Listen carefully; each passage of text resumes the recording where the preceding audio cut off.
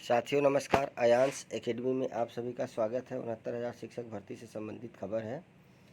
खबर ये है कि लोगों का मानना है कि भाई एक भर्ती में 2 आरक्षण कैसे लागू हो सकता है।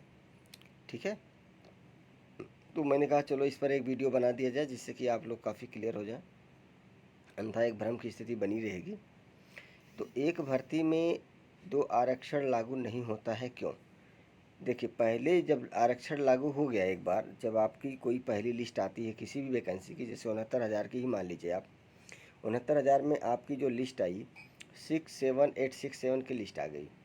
उसमें प्रॉपर आरक्षण को फॉलो किया गया। अब उसके अकॉर्डिंग सीटों को बांट दिया गया कि जनरल कैटेगरी को इतनी मिल गई, ओबीसी को इतनी मिल गई, एससी कैटेगरी को इतनी मिल गई, देन आपको एसटी की मिल गई।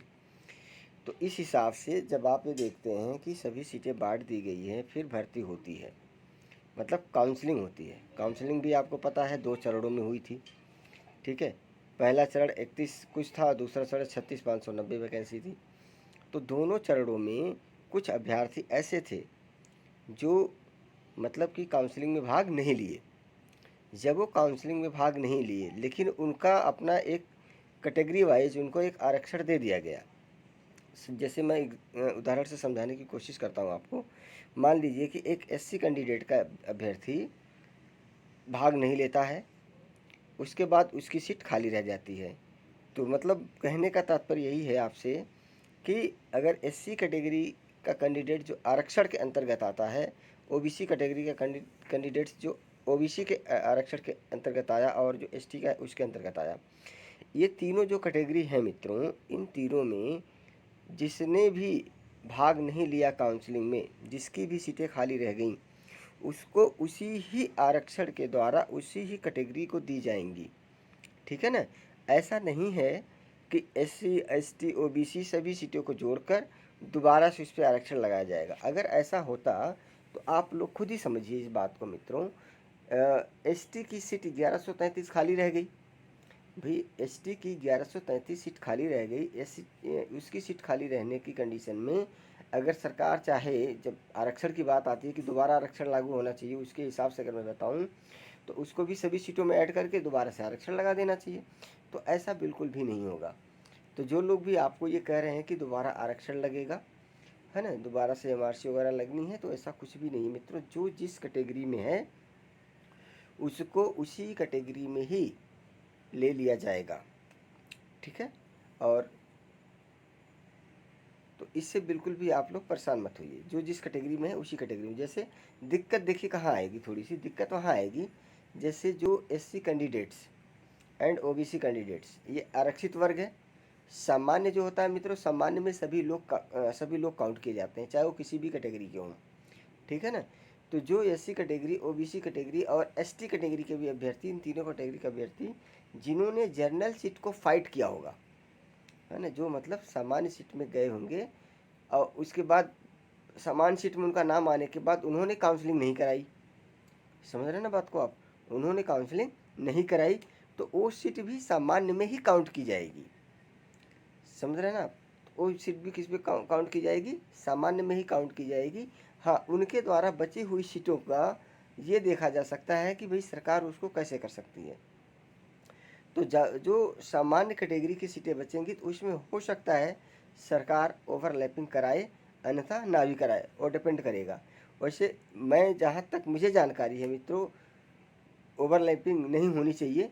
अगर होती है तो कुछ कह नहीं सकते, क्योंकि मुझे अच्छे से पता है कि जनरल कैटेगरी के भी अभ्यर्थी जो भी मतलब 67.11 गया था, आप लोग अच्छे से जानते हैं इस बात को, है ना, वहाँ तक कट ऑफ गया था। तो उसके ऊपर के जितने भी हैं सब सामान्य में गए, उसमें ओबीसी के भी गए होंगे, एससी के भी गए होंगे, एसटी के भी गए होंगे।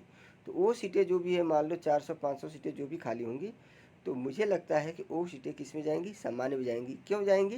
क्योंकि उन्होंने उस कट ऑफ को क्वालिफाई किया था, जो मतलब लागू हुआ है, यानी कि जो गुणांक मतलब लागू हुआ जनरल का, उस गुणांक को उन्होंने क्या किया? क्वालिफाई किया, उसके आगे गए वो, तो वो सीटें किसको मिलेंगी? सामान्य कैटेगरी को मिलेंगी। तो मतलब मैं आपको कहना ये चाहता हूँ कि एक मतलब एक लाइन में आप लोग समझने की कोशिश कीजिएगा। बाकी जिसका भी डाउट होगा वो कमेंट करके पूछ सकता है। बाकी मेरे से भी ज़्यादा जिसको जानकारी होगी इसके बारे में वो मुझे सजेशन दे सकता है, मुझे बिल्कुल कोई प्रॉब्लम नहीं होगी। ठीक है, तो मैं ये कह रहा था, देखो ओबीसी कैटेगरी की जितनी भी सीटें, सपोज करो 2500 सीट खाली हुई तो ओबीसी को ही मिलेगी मित्र। एससी की कैटेगरी की 1000 खाली हुई, 2000 खाली हुई, वो भी मिलेगी।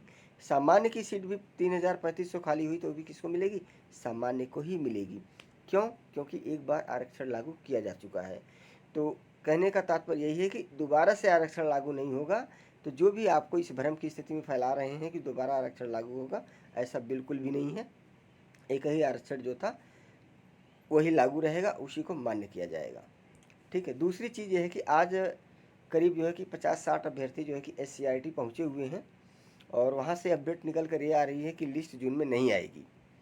ठीक है ना, क्योंकि वहाँ से अपडेट क्या निकल के आ रही है कि लिस्ट जून में नहीं आएगी। उन्होंने अधिकारियों से बात किया, जो भी उनकी अपनी वार्ता हुई, लेकिन अभी तक ऐसी कोई मतलब ऑफिशियल जानकारी नहीं है। देन अभी मेरा भी अपना जो भी एक सूत्र है, एक माध्यम है, उससे भी मुझे भी कोई जानकारी नहीं मिली है। केवल इन अभ्यर्थियों के थ्रू ही जानकारी मिली कि लिस्ट नहीं आएगी, इसलिए 14 जून को अनवरत धरना की प्लानिंग की जा रही है। ठीक है, लेकिन कल मैं शाम को जब आप लोगों के बीच लाइव था मित्रों, तो उस समय मुझे अपडेट जो निकल के आई थी कि भाई सभी चीज़ें लगभग रेडी हैं, बहुत जल्द ही शेड्यूल जारी कर दिया जाएगा। तो अचानक से इतना गड़बड़ कैसे हो सकता है, ये देखना है। और मुझे नहीं लगता कि जून में लिस्ट नहीं आएगी। जून में लिस्ट आएगी, जून में काउंसलिंग भी आपकी होगी।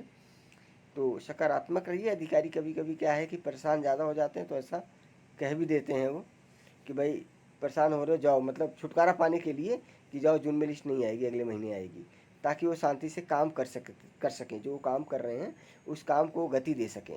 कभी कभी ऐसा भी होता है। तो मतलब मिला जुला के बस यही है कि आरक्षण दोबारा लागू नहीं होगा। जिसको जितनी सीटें मिलेंगी उसी पे काउंसलिंग हो जाएगी। दूसरी बात है कि SCRT से जो खबर आई है अभ्यर्थियों के द्वारा कि लिस्ट जून में नहीं आएगी, तो ऐसा बिल्कुल भी नहीं है। सकारात्मक रहिए, लिस्ट जून में ही आनी है और जून में ही आप सभी लोग मास्टर बन के घूमेंगे। ठीक है, हाँ थोड़ा बहुत डिले हो जाए तो नहीं कर सकता, लेकिन जो चीज़ें हैं तो हैं, वो होनी है। ठीक है मित्रों, तो अधिक से अधिक लोगों को ये वीडियो शेयर करें और जिस भी मित्रों को कोई डाउट है, संदेह है, वो कमेंट कर सकता है। और जिसको भी इसके बारे में अच्छी जानकारी है, क्योंकि देखिए सबका अपना अपना ज्ञान लेवल अलग अलग होता है, तो वो बिल्कुल मुझे जो है कि पर्सनली संपर्क कर सकता है मेरे व्हाट्सएप नंबर से और मुझे सजेस्ट कर सकता है। तो उसको मैं थोड़ा सा और अच्छे से स्टडी करके एक अच्छी से और वीडियो बना के आरक्षण पर मैं डाल दूंगा, जिससे कि सभी लोग मतलब चीज़ों को जो संदेह की नज़र से देखते हैं उससे दूरी बना सकें। ठीक है मित्रों, तो सभी को शुभकामनाएं। आप लोग टेंशन बिल्कुल मत लीजिए, काउंसलिंग दिन में ही होगी। ठीक है, धन्यवाद, जय हिंद।